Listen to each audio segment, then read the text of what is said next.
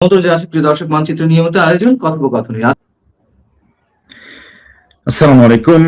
বিশ্ব পরিক্রমা নিয়ে আপনাদের সামনে হাজির হয়েছি, আপনাদেরই প্রিয় মুখ সরোয়ার আলম। তুরস্কের ইস্তাম্বুল থেকে আপনাদের সবাইকে স্বাগত জানাচ্ছি। আজকে 4টা মূল বিষয়ের বাইরেও আরো অনেকগুলো বিষয় নিয়ে আলোচনা করব।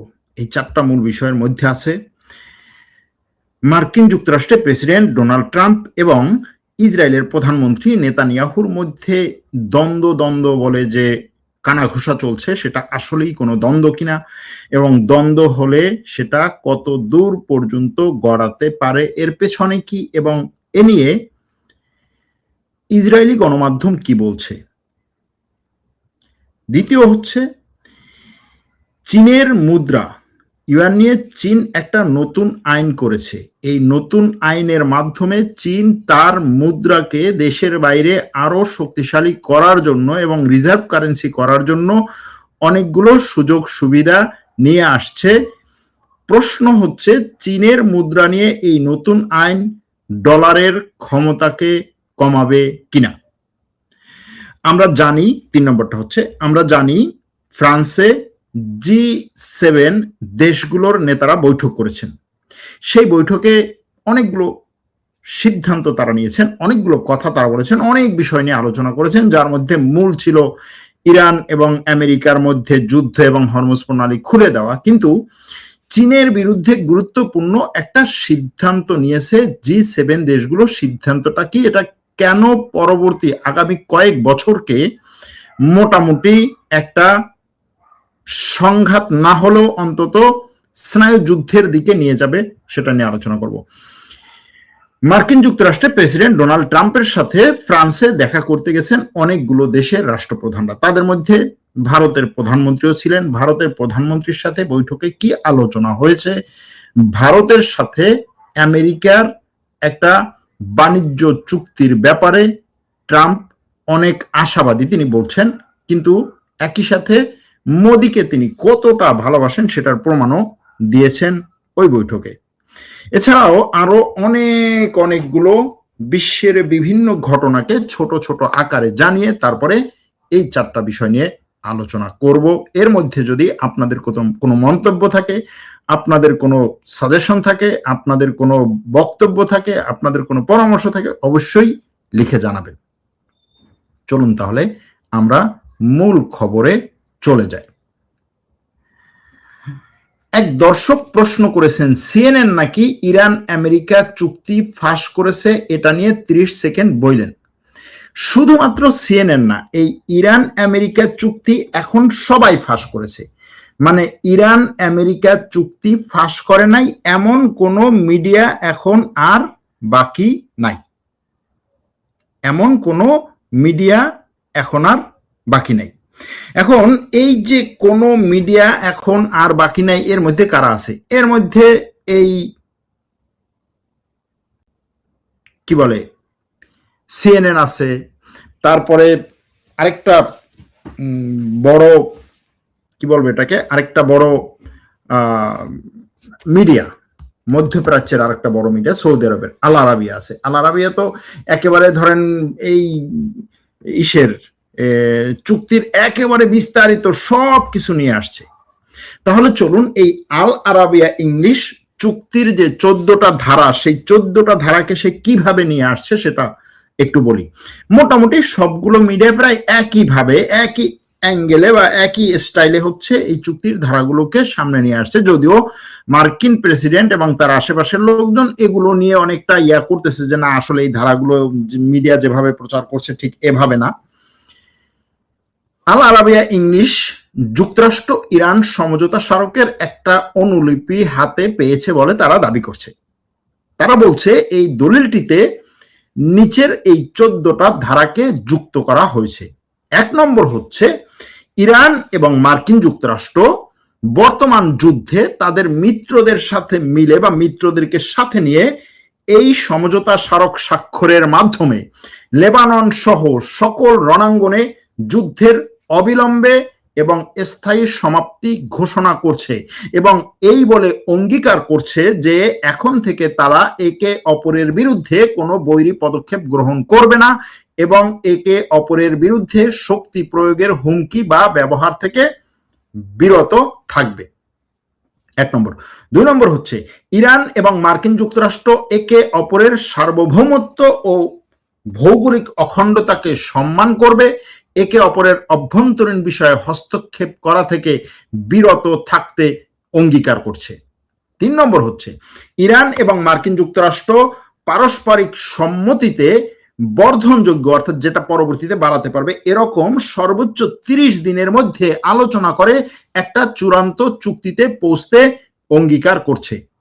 এই সমঝোতা স্মারক স্বাক্ষরের সাথে সাথেই মার্কিন যুক্তরাষ্ট্র তার নৌ অবরোধ তুলে নিবে এবং ইরানের বিরুদ্ধে যে কোনো ধরনের হস্তক্ষেপ বা বাধা প্রতিরোধ করবে এবং সর্বোচ্চ 30 দিনের মধ্যে নৌ চলাচল তার পূর্ণ সক্ষমতায় পুনরুদ্ধার করবে, অর্থাৎ নৌ চলাচল আগে যেভাবে ছিল সেই পুরো দমে চলবে 30 দিনের মধ্যে।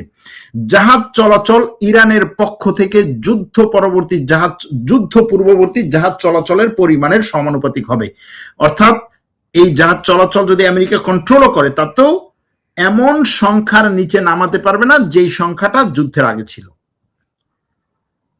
এরপরের ধাপ, যুক্তরাষ্ট্র চূড়ান্ত চুক্তির 30 দিনের মধ্যে এই পার্শ্ববর্তী এলাকাগুলো থেকে তার বাহিনী প্রত্যাহার করতেও অঙ্গীকার করছে। এই সমঝোতা, পরের ধাপ, এই সমঝোতা স্বাক্ষরের পর ইরান প্রযুক্তিগত বাধা অপসারণ এবং মাইন নিষ্ক্রিয় করার প্রয়োজনীয়তা বিবেচনায় রেখে 30 দিনের মধ্যে আরব উপসাগর থেকে ওমান সাগরে এবং এর বিপরীতে অর্থাৎ ওমান সাগর থেকে আরব উপসাগরে অর্থাৎ হরমুজ প্রণালী দিয়ে বাণিজ্যিক জাহাজ চলাচল যুদ্ধ পূর্ববর্তী পরিমাণে পুনরায় চালু করার জন্য অবিলম্বে পদক্ষেপ নেবে। পরেরটা শোনা যাচ্ছে তো আমার কথা, তাই না? এত বিস্তারিত কিন্তু এর আগে এইভাবে কেউ বলে নাই, যে কারণে এটা বলছি। ওই দেখবেন সিএনএনও এর কাছাকাছি এটা নিয়ে আসছে। এর পরেরটা হচ্ছে যুক্তরাষ্ট্র এবং তার আঞ্চলিক অংশীদারদের সাথে মিলে ইরানের পুনর্বাসন, পুনর্গঠন এবং অর্থনৈতিক উন্নয়নের জন্য উভয় পক্ষের সম্মতিতে একটা ব্যাপক পরিকল্পনা তৈরি করতে উভয় পক্ষ অঙ্গীকারবদ্ধ হচ্ছে এবং এর জন্য কমপক্ষে $300 বিলিয়ন অর্থায়ন নিশ্চিত করবে উভয় পক্ষ, ইরান এবং আমেরিকা। পরেরটা, চূড়ান্ত চুক্তির অংশ হিসাবে এই পরিকল্পনার বাস্তবায়ন প্রক্রিয়া 60 দিনের মধ্যে সম্পন্ন করা হবে। যুক্তরাষ্ট্র চূড়ান্ত চুক্তির অংশ হিসাবে সম্মত একটা সময়সূচি অনুযায়ী, অর্থাৎ উভয় পক্ষ সম্মত হবে এরকম একটা সময়সূচি অনুযায়ী ইরানের উপর থেকে সকল প্রকারের স্যাংশন, নিষেধাজ্ঞা, অবরোধ তুলে নিতে প্রতিশ্রুতিবদ্ধ। বর্তমানে ইরানের উপর আরোপিত নিষেধাজ্ঞা সমূহ, যার মধ্যে জাতিসংঘ নিরাপত্তা পরিষদ এবং আন্তর্জাতিক পরমাণু শক্তি সংস্থা এর বোর্ড অব গভর্নেন্সের প্রস্তাবনা এবং এদের বিভিন্ন ধরনের নিষেধাজ্ঞা আছে এবং এগুলোর সাথে যুক্তরাষ্ট্রের সব ধরনের একতরফা নিষেধাজ্ঞা, প্রাথমিক এবং মাধ্যমিক, পরোক্ষ এবং প্রত্যক্ষ সব ধরনের নিষেধাজ্ঞা এই নিষেধাজ্ঞা তুলে নেওয়ার আওতায় নিয়ে আসা হবে। ইরান পুনর্ব্যক্ত করছে বা ইরান আবারও ঘোষণা দিচ্ছে যে দেশটি কখনোই পারমাণবিক অস্ত্র উৎপাদন করবে না। এটাও এই 14টা ধারার একটা। এরপরের ধারাটা হচ্ছে ইরান এবং যুক্তরাষ্ট্র এই বিষয়ে একমত হয়েছে যে সমৃদ্ধ পারমাণবিক উপাদানের ভবিষ্যৎ, অর্থাৎ সমৃদ্ধ করা ইউরেনিয়াম এবং ইরানের পারমাণবিক চাহিদা সহ পারস্পরিকভাবে সম্মত অন্য সকল পারমাণবিক বিষয় সম্পর্কিত যে আলোচনাগুলো আছে সেটার ভবিষ্যৎ, পারমাণবিক বিষয়গুলোর ভবিষ্যৎ নিয়ে একটা চূড়ান্ত চুক্তিতে আসার জন্য তারা যথাযথভাবে সর্বোচ্চ চেষ্টা করবে আলোচনার মাধ্যমে। এরপরেরটা, ইরান এবং যুক্তরাষ্ট্র এই বিষয়ে একমত হয়েছে যে একটা চূড়ান্ত চুক্তি না হওয়া পর্যন্ত তারা স্থিতাবস্থা বজায় রাখবে, অর্থাৎ একে অপরের উপরে কোনো ধরনের আক্রমণে যাবে না। ইরান তার পারমাণবিক কর্মসূচির ক্ষেত্রে স্থিতাবস্থা বজায় রাখবে, অর্থাৎ এই 7 দিনে সে তার পারমাণবিক কর্মসূচি কোনোভাবেই চালু করবে না এবং কোনো ধরনের সেখানে অগ্রগতিও হবে না। আর যুক্তরাষ্ট্র ও ইরানের উপরে নতুন কোনো নিষেধাজ্ঞা আরোপ করবে না বা এই অঞ্চলে তার শক্তি বৃদ্ধি করবে না। পরেরটা, যুক্তরাষ্ট্র এই মর্মে অঙ্গীকার করছে যে এই সমঝোতা স্মারক স্বাক্ষরের অব্যবহিত পর থেকে, মানে এটার পর থেকেই নিষেধাজ্ঞা প্রত্যাহারের তারিখ পর্যন্ত মার্কিন ট্রেজারি বিভাগ ইরানের অপরিশোধিত তেল, পেট্রোকেমিক্যাল পণ্য এবং এর উপজাত সমূহ, ইরানের ব্যাংকিং, বীমা এবং পরিবহন খাত সহ সংশ্লিষ্ট সকল পরিষেবার রপ্তানির জন্য আমেরিকার ট্রেজারি বিভাগ ছাড়পত্র প্রদান করবে ইরানকে। যুক্তরাষ্ট্র এই মর্মে অঙ্গীকার করছে যে একটা চূড়ান্ত চুক্তির লক্ষ্যে আলোচনার অগ্রগতির পরিপ্রেক্ষিতে ইরানের জব্দকৃত বা সীমাবদ্ধ অর্থাৎ আটককৃত তহবিল এবং সম্পদ মুক্ত করে দিবে এবং এটাকে সম্পূর্ণভাবে ইরানের ব্যবহারের জন্য ছেড়ে দেয়া হবে। আর এই তহবিল হোক সেটা মাস্টার অ্যাকাউন্টে অথবা অন্য কোনো জায়গায় স্থানান্তরিত করে রাখা হোক না কেন, ইরানের কেন্দ্রীয় ব্যাংক কর্তৃক নির্ধারিত যে কোনো চূড়ান্ত সুবিধাভোগীকে এই অর্থ প্রদানের জন্য সব ধরনের অনুমতি দেয়া হবে। অর্থাৎ ইরান যদি সেটা নিজে নিয়ে আসতে চায় তাহলে নিয়ে আসতে পারবো, অথবা ইরানের সেন্ট্রাল ব্যাংক যদি বলে যে অমুক জায়গায় আমার জব্দকৃত অর্থ আমি নিয়ে আসবো না, এটা দিয়ে অমুকের টাকা পরিশোধ করব, সেটাও সে করতে পারবে। যুক্তরাষ্ট্র এই ভিত্তিতে সমস্ত প্রয়োজনীয় অনুমতি এবং লাইসেন্স জারি করার অঙ্গীকার করছে। ইরান ও যুক্তরাষ্ট্র এই বিষয়ে সম্মত হয়েছে যে, এটা হচ্ছে আরেকটা ধারা, চুক্তির চূড়ান্ত সফল বাস্তবায়ন এবং এর প্রতি ভবিষ্যৎ অঙ্গীকার তদারকির জন্য একটা বাস্তবায়ন ব্যবস্থা বা কাঠামো প্রতিষ্ঠা করা হবে। এর পরেরটা হচ্ছে, এই সমঝোতা স্মারক স্বাক্ষরের পর এবং এই সমঝোতা স্মারকের 4 নম্বর, 5 নম্বর, 10 নম্বর এবং 11 নম্বর অনুচ্ছেদের বাস্তবায়ন শুরু এবং এই পদক্ষেপগুলোর বাস্তবায়ন সংক্রান্ত আশ্বাস প্রাপ্তির পর ইরান এবং যুক্তরাষ্ট্র শুধুমাত্র অবশিষ্ট অনুচ্ছেদগুলোর বিষয়ে একটা চূড়ান্ত চুক্তির জন্য আলোচনা শুরু করবে, অর্থাৎ পরমাণু চুক্তির জন্য আলোচনা শুরু করবে। আর সেই চূড়ান্ত চুক্তিটি জাতিসংঘ নিরাপত্তা পরিষদের একটা বাধ্যতামূলক প্রস্তাবের মাধ্যমে অনুমোদিত হবে। এটা হচ্ছে আল আরাবিয়া ইংলিশের নিয়ে আসা 14টা ধারা। পড়লে কি মনে হয় যে পুরোপুরি এতদিন পর্যন্ত বিভিন্ন মিডিয়ায় বিভিন্নভাবে যে জিনিসগুলোকে নিয়ে আসছে এগুলো সেগুলোই। আমেরিকার হোয়াইট হাউসও বলছে যে আমরা হচ্ছে চুক্তির অনেকগুলো ধারা প্রকাশ করছি। আমেরিকার বিভিন্ন গণমাধ্যম চুক্তির ধারা প্রকাশ করছে, বিভিন্ন জন বিভিন্নভাবে চুক্তির ধারা প্রকাশ করছে এবং এই ধারা প্রকাশ না করা নিয়ে আমেরিকার মার্কিন প্রেসিডেন্ট ডোনাল্ড ট্রাম্প এবং তার প্রশাসন যে একটা সিদ্ধান্ত নিয়েছিল যে না আমরা শুক্রবারের আগে ধারা প্রকাশ করব না, এখন দেখা যাচ্ছে যে আস্তে আস্তে হয়তো আমেরিকার কাছ থেকে অথবা ইরানের কাছ থেকে এগুলো লিক করা হচ্ছে। এরকম হতে পারে যে আমেরিকা এগুলো লিক করে দেখছে যে জনমত কি, অথবা ইরানের কাছ থেকে এগুলো লিক করে আমেরিকার উপরে চাপ সৃষ্টি করা হতে পারে, অথবা ইসরায়েল এগুলোকে লিক করে আমেরিকার উপরে চাপ সৃষ্টি করতে চাইতে পারে। কারণ আমেরিকা এইগুলো লিক করতে চায় নাই বা ফাঁস করতে চায় নাই, মূলত ইসরায়েল চাপ সৃষ্টি করবে এজন্য। কারণ হচ্ছে ডোনাল্ড ট্রাম্প এখন একটা চুক্তি চাইছে এবং ডোনাল্ড ট্রাম্প তার আশেপাশে যারা আছে তাদেরকে সে এটা স্পষ্ট করেছে যে ইসরায়েলের প্রধানমন্ত্রী নেতানিয়াহু তাকে এই যুদ্ধে ভুলভাল বুঝিয়ে ঢুকিয়েছে এবং সে যখনই এই যুদ্ধ থেকে বের হতে চাইছে তখনই ইসরায়েলের প্রধানমন্ত্রী লেবাননে আক্রমণ করে এই যুদ্ধ বিরতি বা এই শান্তি চুক্তিকে ভণ্ডুল করার চেষ্টা চালিয়েছে। সুতরাং এবার আর তাকে সেই সুযোগ দেয়া হবে না এবং এজন্য দেখবেন যে ডোনাল্ড ট্রাম্প সরাসরি একেবারে গণমাধ্যমের সামনে, জনমতের সামনে, আন্তর্জাতিক গণমাধ্যমের সামনে সে সরাসরি নেতানিয়াহুকে টার্গেট করে আক্রমণ করছে। এমনকি সে এটাও বলছে যে নেতানিয়াহুর উচিত হবে এখন লেবানন নিয়ে তার নতুন করে ভাবা, এবং সেই নতুন করে ভাবার ক্ষেত্রে নিজের নিরাপত্তা নিয়েও নিজে নতুন করে ভাবুক, তাকে আর কত আমরা নিরাপত্তা দেব, এরকম কথাগুলো মার্কিন প্রেসিডেন্ট ডোনাল্ড ট্রাম্প বলেছেন।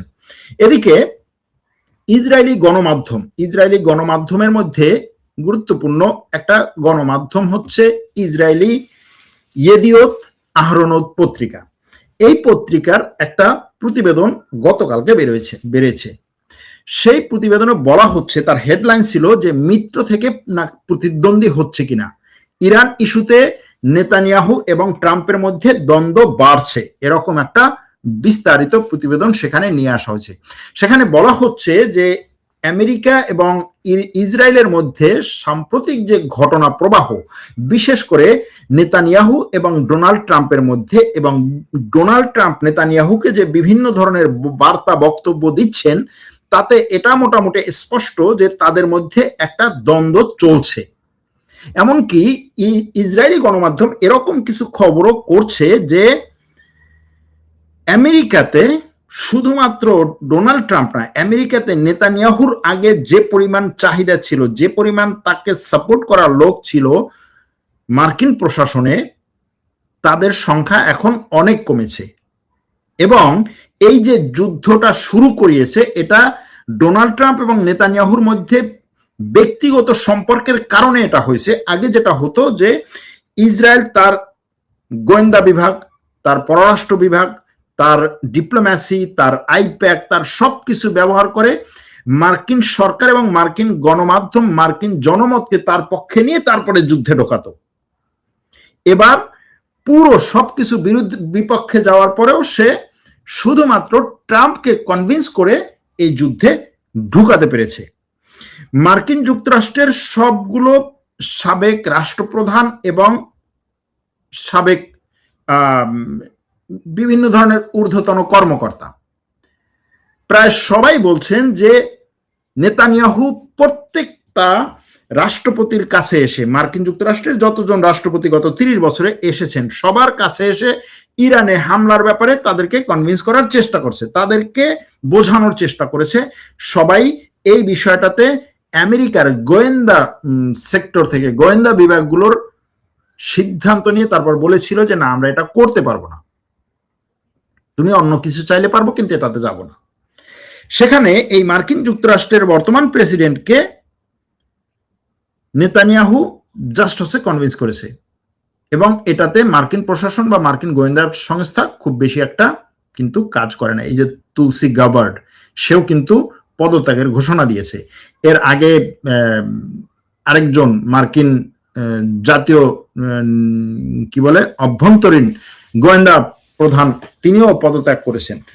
আরো অনেকজনকে, সেনাবাহিনীর মধ্য থেকে অনেকজনকে হচ্ছে ছাঁটাই করা হয়েছে শুধুমাত্র এই বিষয়ে সরকারের, মার্কিন যুক্তরাষ্ট্রের বর্তমান প্রেসিডেন্টের সিদ্ধান্তের বিরুদ্ধে থাকার কারণে। এখন এই যে ঘটনাগুলো ঘটিয়ে এ পর্যন্ত এসেছে, এখন ট্রাম্প প্রশাসনের, ট্রাম্পের যে বিষয়টা নেতানিয়াহুর সাথে, সেটা কি? সেটা হচ্ছে যে এই যুদ্ধ শুরুর আগে ট্রাম্পের ধারণা ছিল যে ইরানের বিরুদ্ধে খুব সহজে এবং দ্রুত তিনি সফলতা পাবেন। এমনকি হোয়াইট হাউসে ট্রাম্পের সাথে এই যুদ্ধের আগেখানে একটা বৈঠক করেন নেতানিয়াহু এবং মোসাদের প্রধান ডেভিড বার্নিয়া। তারা এই ট্রাম্পকে বুঝিয়েছে যে এটা 3 দিনের মধ্যে হয়ে যাবে, এবং ট্রাম্প সেটাই বিশ্বাস করেছে। যদিও ট্রাম্প প্রশাসনের মধ্যে অনেকেই, ভাইস প্রেসিডেন্ট সহ, ট্রাম্পের ভাইস প্রেসিডেন্ট সহ অনেকেই বলছে যে এই যুদ্ধটাতে আমাদের ঢোকা ঠিক হবে না, নেতানিয়াহু এবং মোসাদের প্রধান যাই বলুক তাদের কথায় আমাদের কনভিন্স হওয়া ঠিক হবে না, কিন্তু ট্রাম্প তাদের কথা না শুনে এটা ঢুকেছে। এখন ট্রাম্প ওখান থেকে পিছপা হতে চায়নি, সে চেয়েছিল যে যে কোনো ভাবেই হোক, যেহেতু যুদ্ধে ঢুকেছি, ইরানকে একেবারে আমার কাছে আত্মসমর্পণ করাবো, কিন্তু ইরান আত্মসমর্পণ করে নাই। আত্মসমর্পণ তো করেই নাই, বরং এই যুদ্ধ নিয়ে এখন ট্রাম্প এমন একটা পরিস্থিতিতে পড়েছে যে তার এই যুদ্ধে ইরানের শর্তগুলো মেনে বন্ধ করতে হচ্ছে। এই জায়গায় আপনি আমি বুঝতেছি, তারা বুঝতেছেন, অবশ্যই বুঝতেছে। তাহলে এখানে তো একজন বলির পাঠা বানাতে হবে, একজন বা একাধিক। কে হবে সেই বলির পাঠা? সেই বলির পাঠা হওয়ার জন্য একজন তো প্রস্তুত আছি, তাকে দেখলেও কিন্তু একটু মানে ইয়া লাগে।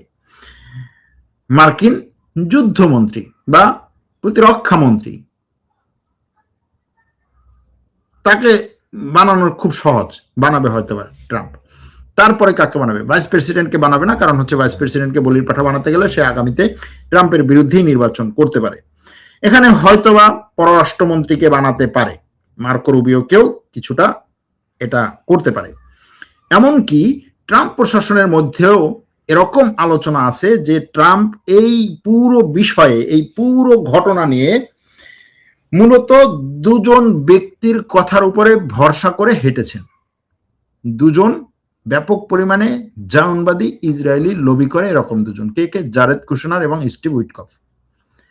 এবং তারা বাস্তবতার বাইরে গিয়ে শুধুমাত্র ইসরায়েল যেটা চেয়েছে সেটাকেই ট্রাম্পের কানে দিয়েছে।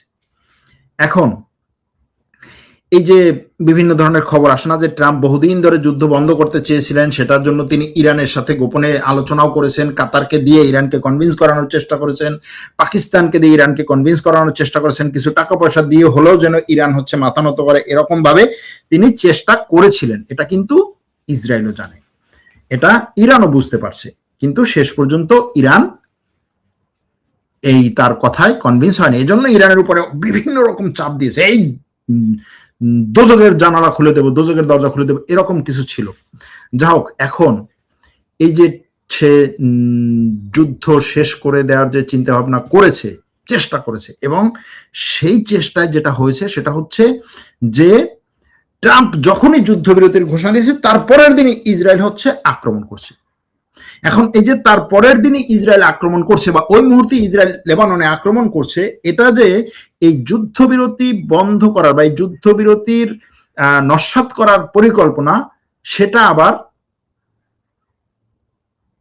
ইসরায়েলের প্রধানমন্ত্রীর আশেপাশে যারা আছে তারা আবার হচ্ছে ফাঁস করে দিয়েছে আমেরিকার কাছে।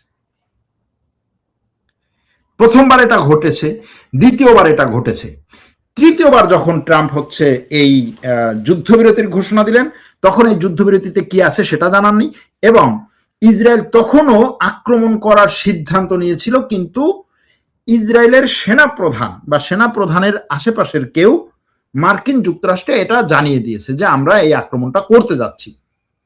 মার্কিন যুক্তরাষ্ট্রে জানিয়ে দেওয়ার কারণে এটা মিডিয়াতেও এসেছে। মিডিয়াতে আসার সময় ট্রাম্প সরাসরি হচ্ছে এটা নিয়ে নেতানিয়াহুর বিরুদ্ধে ব্যাপক পরিমাণে ইসরায়েলি মিডিয়ায়ও কথা বলেছেন, পরবর্তীতে নেতানিয়াহুর সাথে ফোনেও কথা বলেছেন এবং শেষ পর্যন্ত তাকে ঠেকিয়েছেন। এই যে জিনিসগুলো জানাজানি হলো, এটা নিয়ে আবার হচ্ছে নেতানিয়াহু তার সেনাপ্রধানকে ব্যাপকভাবে শাসিয়েছে। এখন এই যে ঘটনাগুলো ঘটেছে, এই ঘটনাগুলোর জায়গা থেকে নেতানিয়াহু যে পর্দার আড়াল থেকে আলোচনাকে ভণ্ডুল করার চেষ্টা করেছে, তারপরে আলোচনা ফাইনাল লেভেলে এসেও আসার পরেও যে হচ্ছে এই ট্রাম্পের বিরুদ্ধে দাঁড়িয়েছে, এটা বুঝতে পেরে ট্রাম্প বলছে যে নেতানিয়াহু এখন আর কিচ্ছু চায় না, নেতানিয়াহু আমার বন্ধুত্ব চায় না, নেতানিয়াহু আমেরিকার সাথে ভালো সম্পর্ক চায় না, নেতানিয়াহু আমেরিকার স্বার্থ দেখে না, বরং সে নিজের স্বার্থ দেখে, এবং সেই নিজের স্বার্থ মূলত ইসরায়েলের স্বার্থ না, বরং তার রাজনৈতিক স্বার্থ দেখতেছে। সুতরাং তার বিরুদ্ধে এখন একটু তাকে থামানো দরকার। ট্রাম্প বলছে কয়েকদিন আগে যে নেতানিয়াহুর এখন উচিত আগামী নির্বাচনে আর না যাওয়া। নেতানিয়াহু যদি আগামী নির্বাচনে না যায় তার মানে কি? তার মানে হচ্ছে তার জেলে যাওয়া। এখন ট্রাম্পের মতো একটা জায়গায় থাকা ব্যক্তি, ট্রাম্প ব্যক্তি হিসেবে বলতেছি না, ওই পজিশনে থাকা একজন ব্যক্তি যখন আমেরিকার রাষ্ট্রপতি হিসেবে বলবে যে ইসরায়েলের প্রধানমন্ত্রীর উচিত আগামী নির্বাচনে না যাওয়া, তার মানে হচ্ছে আমরা ইসরায়েলের প্রধানমন্ত্রীকে আগামী নির্বাচনে সাপোর্ট দিতে চাই না। এখানে কয়েকটা বিষয় আছে, সেটা হচ্ছে কি, ইসরায়েল আমেরিকার সম্পর্ক ভালো, এটা ঠিক আছে, এটা কখনোই হচ্ছে নষ্ট হবে না বলতে পারেন, কিন্তু ইসরায়েল আমেরিকার সম্পর্ক তো শুধুমাত্র ট্রাম্প নেতানিয়াহু না, নেতানিয়াহুর যে বিরোধী দলগুলো আছে, সেই বিরোধী দলের যেই সমস্ত নেতারা আছে, এদের মধ্যে অনেকে আবার সাবেক প্রধানমন্ত্রী, এরকম অনেকে হচ্ছে সাবেক সেনা প্রধান, এরকম অনেকজন, সাবেক গোয়েন্দা প্রধান, এরকম অনেকজন আছে। তারাও তো চাইছে যে ঠিক আছে আমি হচ্ছে ইসরায়েলের ক্ষমতায় আসি, এবং সেটার জন্য দেখবেন যে নেতানিয়াহুর বিরুদ্ধে হাজার হাজার লক্ষ লক্ষ মানুষকে তারা রাস্তা নামাচ্ছে। তো তারা যদি ইসরায়েলের ক্ষমতায় আসতে চায়, তারাও তো আমেরিকার সাথে লবি করবে যে নেতানিয়াহু তোমাকে যেভাবে হচ্ছে মানতেছে না, সেই করতেছে, অসুবিধা নেই, আমি মানবো এবং তুমি আমাকে দিয়ে এইখানে সবকিছু করাবা। যে কারণে এই জায়গাতে নেতানিয়াহু এবং ট্রাম্পের মধ্যে দ্বন্দ্ব শুরু হয়েছে। ট্রাম্প নেতানিয়াহুকে রাজনৈতিকভাবে দুর্বল করার সিদ্ধান্ত নিয়েছে বলে খবর করেছে ইসরায়েলি পত্রিকা, এবং এই রাজনৈতিকভাবে দুর্বল করার একটা অংশ হিসেবে সে নেতানিয়াহুকে মিডিয়াতে মানে তাকে হালকার উপরে ঝাপসা দিচ্ছে। এমনকি এটাও বলছে যে নেতানিয়াহুর এখন আর হিজবুল্লাহকে মোকাবেলা করার দরকার নেই। সেটাও বলছে হিজবুল্লাহকে মোকাবেলা করার জন্য নেতানিয়াহুর দরকার নাই, তার চাইতে বরং সিরিয়ায় আমি যারে ক্ষমতায় নিয়ে আসছি সে আমার লোক, তাকে আমি এবং এরদোগান ক্ষমতায় নিয়ে আসছি, সে চমৎকার ভাবে কাজ করছে, তাকে আমি যা বলছি তাই শুনছে। এই নেতানিয়াহুর মতো এরকম তেরা বেড়া মানুষ না, বরং লেবাননের হিজবুল্লাহকে আমি তাকে দিয়ে সাইজ করাতে পারবো। সুতরাং লেবানন এই ইসরায়েলের প্রধানমন্ত্রীর ছেড়ে দেওয়া দরকার। ইয়াহুদ ওলম্যাট, আপনারা নাম শুনেছেন, ব্যাপক টাইপের হচ্ছে খুনি একটা মানুষ, তাই না? সে পর্যন্ত, অর্থাৎ ইসরায়েলের সাবেক প্রধানমন্ত্রী, সে পর্যন্ত বলেছে যে লেবানন থেকে আমাদের সৈন্য নিয়ে চলে আসা দরকার, লেবাননের মধ্যে আমাদের থাকার দরকার নাই, হিজবুল্লাহকে ভিন্নভাবে মোকাবেলা করা যাবে। এখন এই যে জায়গাটা, এবং যুক্তরাষ্ট্র মনে করে যে নেতানিয়াহুর নিজস্ব শক্তিশালী কোনো রাজনৈতিক ভিত্তি বা সমর্থন ব্যবস্থা আমেরিকাতে নাই, বরং সে শুধুমাত্র ট্রাম্পের সাথে তার যে সম্পর্ক সেটাকে ব্যবহার করেই সে আমেরিকার এ যাবৎকালের সবচাইতে বড় ক্ষতিটা করেছে। সুতরাং এই পরিস্থিতিতে এই ট্রাম্প নেতানিয়াহুর দ্বন্দ্ব কত দূর পর্যন্ত গড়াবে এটা দেখার বিষয়। যেহেতু ট্রাম্প হচ্ছে একজন স্বার্থবাদী মানুষ, তার স্বার্থ যেখানে আছে সে সেখানে সবকিছু করতে পারবে। 2 দিন আগে সে যাকে গালি দিবে, স্বার্থের কারণে সে তাকে চুমা দিতেও সে হচ্ছে পিছপা হবে না, এটা বিভিন্ন জায়গায় দেখা গেছে। আবার যে তাকে আজকে যাকে সে চুমা দিচ্ছে, সে আগামীকালকে তাকে গালি দিতেও পিছপা হবে না। এমনকি একজন নেতাকে নিয়ে একটা বাক্যের মধ্যে, বাক্যের শুরুতে তাকে হচ্ছে ফেরেশতা বানাচ্ছে, বাক্যের শেষে গিয়ে তাকে শয়তান বানাচ্ছে, এটাও সে করতে পারে। এই হচ্ছে ট্রাম্প। এখন প্রশ্ন করতে পারেন, ভাই কাকে সে শয়তান বানিয়েছে বাক্যের শুরুতে, আবার ফেরেশতা বানিয়েছে? এই ফেরেশতা বানিয়েছে বাক্যের শুরুতে, আবার শয়তান বানিয়েছে বাক্যের শেষে।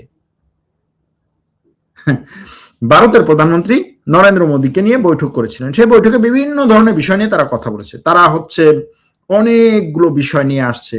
ভারতের সাথে আমেরিকার দ্বিপাক্ষিক বাণিজ্যিক চুক্তি হবে, বড় একটা বাণিজ্যিক চুক্তি হবে, 2 দেশের বিনিয়োগ বাড়বে, এরকম অনেকগুলো বিষয় তারা নিয়ে এসেছেন। সেই আলোচনায় কথায় কথায় ট্রাম্প বলছেন, দেখো তোমাদেরকে আমি একটা মানুষের ব্যাখ্যা দিই, দেখো এই যে তোমরা যে ব্যক্তিটা দেখছো আমার সামনে, দাড়িওয়ালা, পাঞ্জাবি পরা, মোটামুটি হচ্ছে মাঝে মাঝে পাগড়ি টাগড়ি পরে, দেখতে কিন্তু ফেরেশতার মতো মনে হয়, তাই না? কিন্তু সে মানে শয়তানের মতো বা সে খুনির মতো কঠোর, এবং তাকে তোমরা খুনি বলতে পারো, এরকম একটা কথা আস্তে আস্তে বলেছে। যাই হোক, যে উদাহরণ দিয়েছিলাম সেই উদাহরণের সাথে বললাম। এখন ভারতের সাথে আমেরিকার চুক্তি, ভারতের সাথে আমেরিকা আসলে তেমন বড় ধরনের কোনো ঝামেলা আসলেই করে নাই, সত্য কথা যেটা। কিছু কিছু সমস্যা হয়েছে, কিছু ভারতের লোকদেরকে হচ্ছে সে হাত পিছনে মোড় দিয়ে তারপরে কিছু লোককে পাঠিয়েছে। আমার কাছে মনে হয় এটা হচ্ছে ট্রাম্পের সাথে মোদির যে একটা দ্বন্দ্ব ছিল, ব্যক্তিগত দ্বন্দ্ব, সেটা ব্যক্তিগত দ্বন্দ্বটা আসলে শুরু হয়েছে যুদ্ধ, পাকিস্তান ভারত যুদ্ধ থেকে। পাকিস্তান ভারত যুদ্ধ ট্রাম্প যখন বন্ধ করলো। ট্রাম্প চেয়েছিল যে পাকিস্তান যেভাবে হচ্ছে ট্রাম্পকে মোটামুটি ফুলাইতে ফুলাইতে ফুলাইতে ফুলাইতে একেবারে আকাশে তুলেছে, ভারতও সেভাবে এই যুদ্ধ বন্ধের জন্য ট্রাম্পের তুস্তি করতে করতে মুখ থেকে ফেনা তুলবে। কিন্তু মোদী সেখানে বলেছে যে না, আমরা এরকম একটা যুদ্ধে এইভাবে আমরা বন্ধ করেছি। ট্রাম্পের জন্য হচ্ছে তার কোনো আলোচনা বা তার কোনো তুস্তি ছিল না, যে কারণে ট্রাম্প তার উপরে খেপেছে এবং তখন থেকেই তাকে হচ্ছে সাইজ করা শুরু করেছে। এই যে এখন নেতানিয়াহুকে সে সাইজ করছে, এটাও এই জন্যই। ট্রাম্প চেয়েছে যে নেতানিয়াহু তাকে থ্যাঙ্কস বলবে। শুরুর দিকে কিন্তু বলেছিল, গত বছরের যে যুদ্ধ সেটা তো নেতানিয়াহু বারবার বলেছিল যে আমার ট্রাম্পের সাথে আমার সম্পর্ক খুবই ভালো, সে না হলে এটা কিছু হইতো না, সে আমাকে। এবার অতটা করছে না, অতটা করে নাই। একবার হয়তো বা দুইবার সর্বোচ্চ বলেছে, কিন্তু এর বাইরে সে তেমন কিছু এগুলো নিয়ে বলে নাই। যে বলছে ট্রাম্পের সাথে আমাদের সম্পর্ক ভালো, আমেরিকার সাথে আমার সম্পর্ক ভালো, অমুক সমুক। এজন্য ট্রাম্প এই যে খেপাগুলো খেপছে। এর আগে জেলেনস্কির সাথে ট্রাম্পের সম্পর্ক কি ছিল? কিচ্ছুই না। সমস্যা কি ছিল? সমস্যাও কিছু ছিল না। শুধুমাত্র তার কথা হচ্ছে, তুমি আমাকে থ্যাঙ্কস বলছো না কেন? আমি যে বস, আমি যে লিডার, আমি যে মানে এটা তোমার মেনে নিতে হবে। এই যে তার এই যে মানে বড়ত্ব, হ্যাঁ, সে যে মানে বিশাল কিছু, এটা মেনে নিতে হবে। এটা সে নিজেও দেখাবে এবং তোমার মেনে নিতে হবে। তুমি আমার হচ্ছে খালি ফুলাবা, তো যত ফুলাবা আমি তোমাকে তত হচ্ছে ভালোবাসবো, এরকম একটা ব্যাপার। দেখেন, G7 সম্মেলনে বিভিন্ন দেশের রাষ্ট্রপ্রধানরা গোল টেবিলের সামনে বসে আছে। টেবিলটা গোল না, একটু আর কি